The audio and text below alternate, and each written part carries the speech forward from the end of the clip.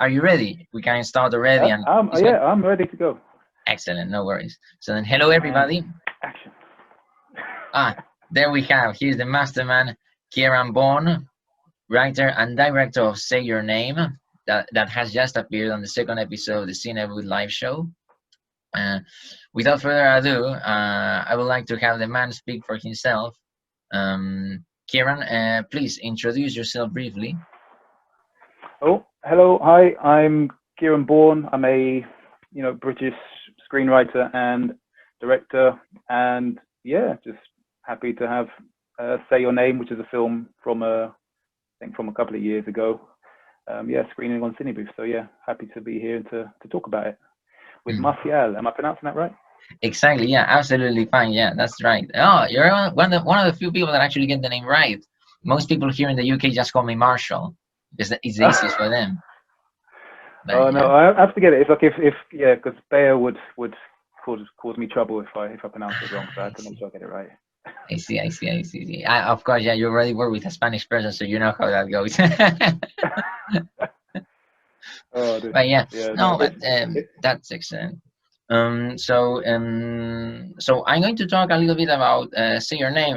What I'm going to say basically is compliments. First of all, I saw it quite recently, if I'm honest, and it's quite good. I find it a very interesting approach to the whole theme of trauma and the abuse that trauma stems from. Um, on one hand, I was very curious I was also about talking with you because you were also the writer as well as the director. So you have a complete creative input in that sense. So I think there's very interesting things to say about that. I really enjoyed how kind of the first half is it's actually a dream sequence, and you were very inventive in actually making it slightly surreal, like actually doing things that wouldn't be able to happen in reality. You're actually going outside of the boundaries of logic in some little tricks that you do, like some jumps in time space, things like that. Um, uh, the hand, Sigmund's hand coming out and grabbing Amy over the shoulder, and then the camera pans out and the hand's not there anymore. Those were very nice touches. But the interesting thing is that then afterwards, when she actually wakes up and we're in reality, reality is also kind of muddled. It feels slightly dreamlike and slightly shifting. And I really enjoy that. I think it's an actual really in its own way it's quite well representative of how a mind goes, how a mind works when it's going through trauma, and that kind of of shell shock situation, that kind of feeling. I don't know, tell us about the script and about where did Say Your Name come from.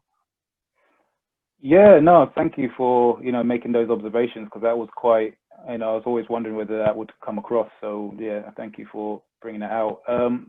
The idea came from Oriane, who plays the lead in the role and is also the producer of the film. Got in contact with me through Bea or Beatriz Delgado Mena, who's a DOP.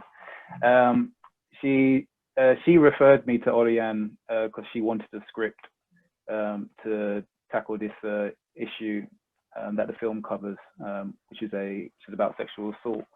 And at first, I wasn't too sure because this was right at the height of Me Too, and I didn't want to be another man coming in telling these stories about experiences that I've never had from a point of view that I didn't think could you know uh, that would have been valid at the time.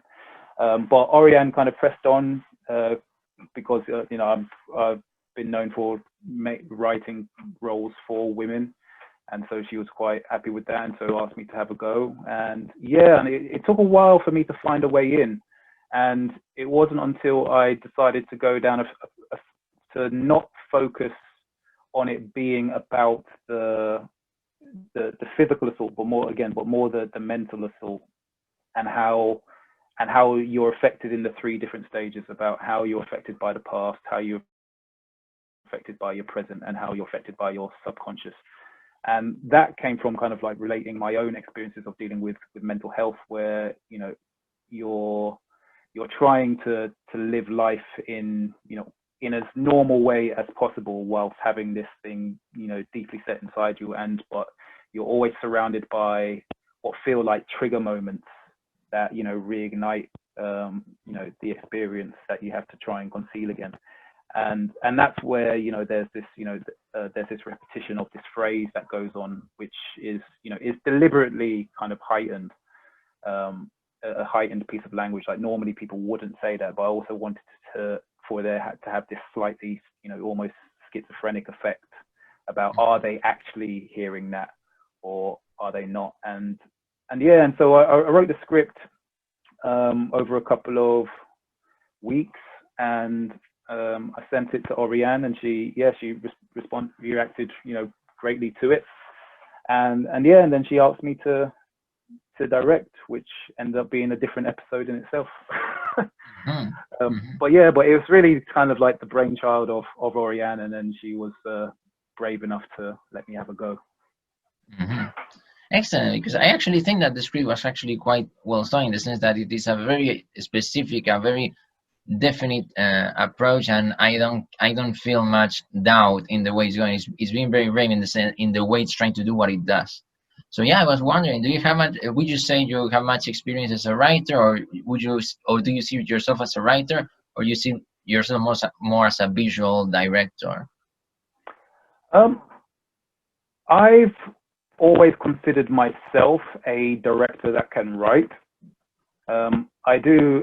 Again, I probably have more experience writing because, as filmmakers, unless you're, directing certain stuff, it takes a while for you to get back on set every time. So for me, I've always been writing, and in between, I'd write on assignment or I'd write for other people. So in terms of, experience, I'd probably say that would say that I'm a writer, but I've always, felt that I was a director, but I just happened to be fortunate to be able to write as well, which, comes in handy sometimes, because you're able to, solve certain problems and to, and to collaborate in certain ways from, especially when you're working with a writer who's not directing, to, to provide the motivation so that you can get, the script where it needs to be. So, it's a bit of a hodgepodge, but that's how I see myself, as a director who can write. That makes absolute sense. I mean, it's that way with most people, actually. I mean, myself, for example, I see myself as both a writer and a director, but you see it all the time. Like most independent filmmakers have to actually write their own stuff, because otherwise there's no stuff to actually shoot. So yeah, I mean, that makes absolute sense. How did actually Say Your Name happen in terms of in the technical terms, in the actual filmmaking? How did you manage to get everybody to shoot the thing? Was it too difficult in terms of equipment and in actually arranging everything? So that's where it was great in terms of having Oriane, because she really took on a lot of the workload as a producer, and was very, very dedicated. And she had a very, very difficult role in Say Your Name. It's a lead role where she's got less dialogue than everybody else. Which is always, and I was concerned, because I remember when I sent the script, and apart from she has a bit of interaction at the start, but other than that, she's hardly got any lines. It's all told through her face and through her emotions, and what she's experiencing in relation to everything else that's going on around her. And I was wondering, because this is the first time I'd met Oriane, so I didn't know, how vain she was going to be. Like, everybody else has got the lines, and all this stuff. But she read it, and it was, she really got it. And so she was really focused on wanting to make sure that she got the best that she could. And as usual with films like this, the resources were very limited. We mainly used, what equipment that Bayer had, and what was available in the budget to bring in terms of limited lights and obviously sound, and we shot on location over, I think it was 2 days. I think it was just 2 days, and half a night. So the end sequence was shot on a separate night, and it was tough, because you go into if you're borrowing a location like somebody's house, and you have to go in and you have to try and make it look to work for the film, and it's tough. We didn't have an art director on the film, um, which and there's only one sequence where the art direction bugs me, and that's one of the houses, which is kind of like, and it was funny. It was actually an angle where actually I fought for that, but now in retrospect, I wish I didn't do it. But yeah, and so it was a tough shoot. Again, very fast. Very very limited space, and yeah, just a typical kind of small independent short film shoot where everyone's very dedicated. It was I think it was a 90% female crew, so it was only me and the boom operator. But other than that, everybody else was female crew. And so that was an interesting thing because normally, well, the sets that I've been on is mostly guys apart from the actresses, whereas here it was mostly girls apart from the actors. So it was an interesting dynamic, and I think it does have a different energy when there are women on set, and I think suppose for me, I felt a bit more comfortable. There wasn't you feel more like everybody's working on it together rather than working in spite of everybody, which sometimes happens on male dominated sets. Like you're always trying to up the next man, whereas here it was like everyone's just really interested in trying to get the film done. Yeah, absolutely. I mean, I agree with what you say. It's very interesting that I mean, especially lately, is that before you know it, sometimes you even forget that there's now a lot of women on filmmaking. I mean, it never struck me as thought, but it's quite fascinating that it's something that it happens very organically and naturally. Now, for example, just yesterday, I was in a meeting, and I noticed that actually more than half of the actual critical core key members of the team are in charge of all the main departments like costume, makeup, set design. All of those were actually women. Obviously, there was Bea there as director of photography. For those watching this now, that may not know, the director of photography for Say Your Name is Beatriz Delgado Mena, quite experienced Spanish director of photography / director that you're probably going to see more about, and she's a pleasure to be with. So on that note, yeah, it is quite fascinating. It is quite fascinating to me, and I enjoy it because it's definitely another point of view. A part of absolutely that it's quite relevant when it comes to the subject matter that this short, for example, was taking. On that note, I wanted to ask about one. I have one question. I found very interesting how in Say Your Name, Rita Sigmund, one of the actresses, is playing two characters, and I found it quite curious because obviously she's playing Amy's friend, Carol, and she's also playing Adrena in the dream sequence. Or maybe it's the other way around. Maybe I confuse the names. But what I find interesting is that not only is the same actress, but both characters have different names. So I was curious, what was the thought process? What was the creative influence or thought on that? Yeah, I think what I wanted to do was, again, when people are having dreams, you often, recall either individuals or people that are, that are familiar, that then can harbor, the symbolism as to what it represents. And, as it's quite subtle, and I wasn't quite able to get the sequence I wanted, but I think so Carol is actually pregnant, and the sequence in relation, when she's in the dream sequence when she's with Oriane, is that she comments that Oriane is bleeding, and that was kind of meant to be, we weren't able to try get the blood where we needed to be, but it was to see that she's bleeding from her womb, and it was to do with how Oriane's character's sexuality had been assaulted, and that how does that affect her ability to be maternal. So that the whole construct of femininity, of maternity and feminine sexuality was under attack, and that Adrena being a woman who's and Carol being someone who's in a loving relationship and is with child, should be if you're going to do the reverse of that, a sexually voracious barren woman.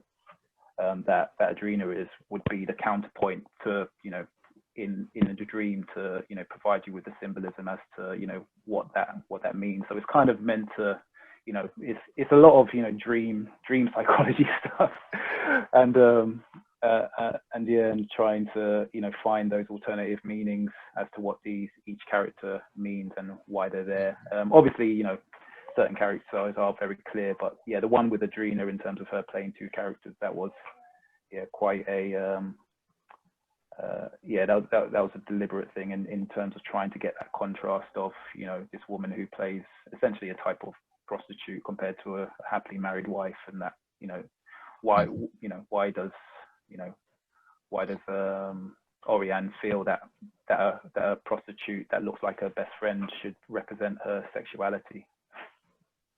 Yeah, I mean that's fabulous. I mean, I got it in the sense that it's fantastic in having that in deliberate. I was just curious because I was wondering if the real life person is Carol, then who is Adrian, in the sense that is where does the name come from, etc., etc., etc. But maybe it's not important. I was just wondering if there was Oh yeah. any hidden background story. No, not really. It was purely she's purely a symbolic character in terms of like the name Adrena. I think I came across like on Instagram, I see. and I think she was a because I'd been doing some research on a different film, exploring a certain topic, and so there was this woman called Adrena on Instagram who's kind of what you like. I don't know. She's like a. I don't know. She's like sort of like a model. And it was just like and the name always just stuck. And I thought when I was creating this character to kind of represent this kind of hard, almost dominatrix type character, it's just the name just ended up sticking. So yeah, I went with that. But that's a matter of backstory. It was just to have like the some reminding cues to realize and to have this circularity in the film of it being this constant. Okay, well, what influences what? Does the dream influence the reality that influences the past, or does the past influence the dream that influences the reality, or is the reality inspiring the past, and is that the actual dream? And constantly there's this infinite questioning that I wanted to put in the audience in relation to the story, so that they could relate to the experience of what it's like to live with that trauma all the time. And so so having two characters in the same place in two contrasting realities just helped kind of end up being the bridge. Yeah, and it works excellently, if I may say so. Then maybe this is probably too much, because I think it's one of those things that are deliberately left there open to interpretation. But I was curious about the name "Say Your Name." Could you answer why is that the specific name of the film? There's a little. So the script was originally called Captured, and it was called Captured, and there, I had a kind of meaning to the title, but when the film was cut, again, me and Oriane, we weren't too sure about the title as to whether that meaning still holds play when you actually see it, visually. And then "Say Your Name" came out because that's a line in the in the film. Say your name, because if you lose that, then you lose everything. And I think the idea of this being a film about how this assault and this type of trauma can steals your identity, end up being quite apt, that to say your name. And it ended up being, I think I was quite influenced by 12 Years a Slave. How that film goes on, and the one thing that drives Solomon Northrop's character is that he never forgets what his real name is, and that's the thing that he keeps through all his experiences, so that when the people finally come, it's like, oh, what's your name? It's like, oh, my name is Solomon Northrop, I'm a free man. and that's what eventually, saves him. And so that idea of, that it's not just that your name isn't just a title, it's also something that connects to who you are as an individual, and that if you were to lose that, would be would be incredibly traumatic. And so it's important to be reminded to sometimes, you have to say your name. What's your name? Who are you? Why are you here? What is your purpose? And that starts with your name. Yeah, excellent. I would be interested, unless there's any other details you'd like to talk about from Say Your Name. I'm also interested in hearing more about you, about how would you say, how would you describe your typical project as a creator, as a storyteller, and which other projects are you working on at the moment, or recent ones that may be coming out soon, maybe? Yeah. So me, again, I don't know if it's like visible there. So I've got my little Yoda there, and Yeah, I I've can got see him. and I've got I've got Star Wars paraphernalia all over the place, and books and everything. So yeah, I was all so I became like a very big Star Wars fan. But the film that actually got me into filmmaking was Jurassic Park, I see. because that was the first movie where, because there was so much talking about the visual effects and how they did it. It was the first time that I saw behind the scenes, and seeing seeing the cameras, and seeing how the set, and that kind of like ignited this deep-rooted love for filmmaking. And then it took probably another 10 years before I started making films for myself, after seeing Lost in Translation, and just seeing a film that was that delicate, and that could be that patient, and that was purely about a very, very specific emotional experience, that kind of had no regard for melodrama or plot, or it was just this is how people feel, and and if this situation happened between this young woman and this old man, it's and it was just something beautiful. And then from that point on, I decided, I have to make movies. And so for me, I'm always looking for people who, in terms of characters and stories, I suppose like what I've kind of narrowed it down to is people who are like high functioning, high functioning, kind of like a black holes for trouble, in a way. And so and so I've all and strangely over the time, and mostly female leads. So I think I haven't been hired to, again, I think in the last few years I've only been hired to write one male lead out of about 12 projects. So so I think I've seemed to be like the female lead guy. Somebody wants an interesting female lead, I tend to get called in. But and in relation to that, there's the web series, so Call It a Day, which was also produced with Oriane. So that's the latest project that's out at the minute. That's currently doing the festival circuit and is available on YouTube. And I wrote a film called I Am Pilot, which has recently received which is going to be playing at the Norwich Film Festival, but it's also currently available online. And that's done really well in terms of viewership and its reception.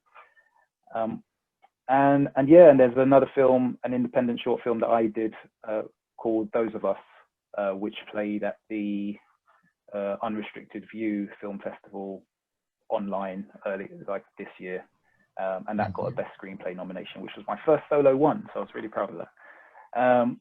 And that's it. And so now I'm starting to make moves into a continuing drama. So BBC, Casualty, and Doctors, on the directing side. So starting to look into working on shows like that, and then moving into directing television. All in the aspiration to eventually direct Star Wars. Yeah, exactly, as it should be. Yeah, I mean, I really relate to that. In the sense that what you described, it's actually, it sounds very familiar to me. Like in your case was Jurassic Park. In my case, it was Terminator 2. That was my first behind the scenes moment of seeing, so that's how they do the magic. And then you just know that one day you want to be there and making seem real what's actually not real. And that's what the magic is. At the same time, yeah, 10 years later, basically, you get deep into, let's say, more mature adult themed films. Like in your case, was the translation. For me, it would be probably stuff like David Lynch, or more psychological stuff like Andy Kaufman stuff or Jane Jarmusch. And then, bam, you're lost for life. You're a filmmaker, and nobody can set you right again. Yeah, I know. We've all been damaged. Exactly. So from those projects you mentioned from yours, which one would you consider the most personal? And if you'd like to talk more about any of them. Um, the most personal. I don't. I suppose. I think one of the things with the work that I've done so far is that I'm quite early in my career, and particularly as a director, it took a while. It's taken me some time to really put myself into the directing. I've always, like, in the writing, there's always been a lot of me that I've managed to put in there, but the directing has took a lot longer to really understand, like, what I'm stuff. So in terms of personal, in that way, I don't know if there's been. There's definitely work that I'm proud. That I'm very, very proud of. Like, Call It a Day was an incredible challenge. That was shot all out of sync over 10 days. It's 60 plus minutes, multiple locations. Multiple cast. That was a really, really big challenge, technically and mentally. And so it's really and the work looks, it looks really, really good. And then I'm happy that it's getting, the reception that it's been getting at some of the film festivals and the web series festivals. I think Those of Us, again, was probably the first time where I felt I found a voice for dialogue and the type of characters that I wanted to explore. And so that was a very powerful one. And then I suppose I Am Pilot is the culmination of what I now understand as a director, and also what I understand as a writer, of knowing where my voice fits in and what stories that I'm able to take on. So I Am Pilot, I didn't direct I Am Pilot, but it was a script that I wrote, and it was a very, very fast film. So I wrote the film in February, they shot the film in March, and it came out in April of this year. So very, very, very quick turnover in terms of, and I received the commission in January. So I was asked to do it in January. I wrote the script in February, shot in March, released in April. So very fast and just had incredible collaborators, and then really understood how I wanted to communicate characters and the type of stories and the type of audience that I wanted to get. So that's a very kind of important film in that sense. But Say Your Name is quite a turning point for me as well, because I'd spoken to, again, when Oriane asked me to write the script, I'd actually just declared that I wasn't going to direct, anything anymore. I was retired, because I'd done a whole bunch of short films that hadn't really got the reception that I wanted, and I thought, I'm probably not actually cut out to be a director. And so that film, so her pushing me to say, no, I believe you can do it, and then us getting the reception that we did to Say Your Name, it was great. I think we played at Unrestricted last year, and she got a Best Actress nomination, and then I got a Best Director nomination. So it was just really like, okay, let me try give this another go. And then since then, now that when I really decided to focus and give directing my proper energy and to try and put myself more into it, it's come out. So I think it's like I've got Rubik's Cube in my head. It's kind of like I think your filmmaking journey is like a Rubik's Cube. You're constantly turning and twisting, so you can eventually find all your true colors. So that's how I consider it. I don't No, exactly. Amen to that, man. I mean, it works literally like that. There's highs and lows, and it comes and goes. The key is just to keep on track. There's this quote I really like repeating that. Actually, this guy, Pedro Almodovar's chief of producing actually said to me when I was talking to him like many years ago when I was still in Spain, and he told me that the key is to keep on track because this is not a speed race, this is an endurance race. So that's the point. It's how long do you hold on to doing your stuff, and then at some point something is gonna happen. But it's not about how can I achieve in 1 year to do X thing. So it's about going at it, and I see that for you is going greatly. Just say your name is just is literally a testimony of where you're going, and that's excellent. Now we can get a little bit more into your tastes. For example, I wonder like there's this question I really like making, which is basically if you had to recommend one film that everybody should see, any film, which one would Yep. it be from you? Easy. The Apartment. Billy Wilder. Okay, oh, okay. Wow, that was a really quick choice, but also a very solid one, I have to admit. Yeah. No, that's that. Between that and Sunset Boulevard are probably my two favorite films.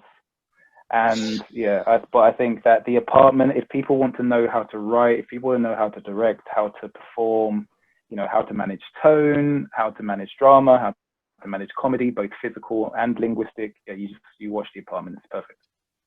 Oh my God, I have to say you are classic here, and I have to say those two choices are top big choices. I have to say, not even me, I wouldn't do it. Yeah, oh, dude, yeah, I'm like so like all my DVDs it's just old movies. I just watch classic movies. Just all the time. Oh my God, you're my hero. That's me. Bridge on the River Kwai.